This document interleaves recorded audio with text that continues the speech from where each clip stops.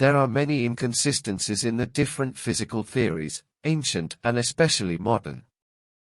Relativity and quantum mechanics contain lots of these inconsistencies.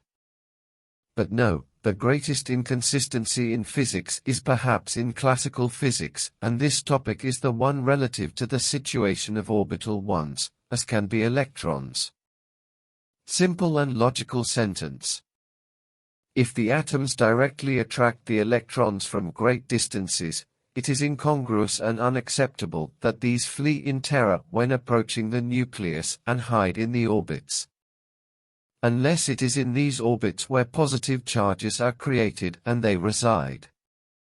In addition, if the electrons, once in rectilinear and accelerated movement towards the atomic nuclei, are to deviate and become a stationary orbital of the nucleus, this would require a great deflection, braking and balancing energy, which of course they do not have. For example, a hydrogen atom can undergo thousands of chemical reactions, giving up and capturing its electron continuously, but that electron will never go to that supposed positive charge of the nucleus, but rather to the real electropositive charge of the orbit. In the following drawing, we see important elements and peculiarities of orbital systems, atoms, stars, etc., and as the electropositive charges are located in the orbits, being the nuclei compact and amorphous. Well, if this possibility is considered correct, immediately all the current complicated framework of atomic structure would be infinitely reduced, and also, it would become a theory of everything, TOE, where the cosmic structure is the same both in the microcosm and in the macrocosm. Seen according to this model, we would immediately come to the conclusion that there are two main forces, fields, in the cosmos. One gravity, which is a concentric force that accumulates matter and mass in central nuclei, atomic and stellar nuclei, and 2. The magnetic fields around these central nuclei, or expansive forces that redistribute orbitals in magnetic orbits build along these fields.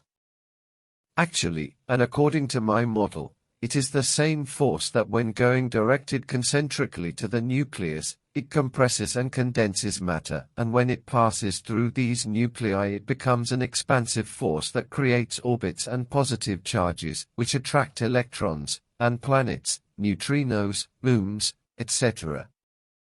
That is, two different behaviors of cosmic energy, caused by its necessary distribution in a three-dimensional cosmos. Final consideration. To my understanding, the physical cosmos acts with an overwhelming logic. No physical element and compound can be structured if its basic elements and components do not follow a total logical structuring pattern.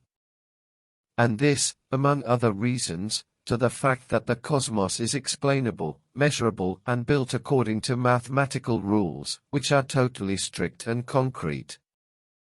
For example, if we do the square root of 2, its result can give us an infinite number of decimal terms or digits, but they will always be the same. Let's do the operation as many times as we want. Thus, a probability solution can exist in any physical or mathematical setup, but it will always follow completely logical structuring and result rules. This case. There are many inconsistencies in the different physical theories, ancient and especially modern. Relativity and quantum mechanics contain lots of these inconsistencies.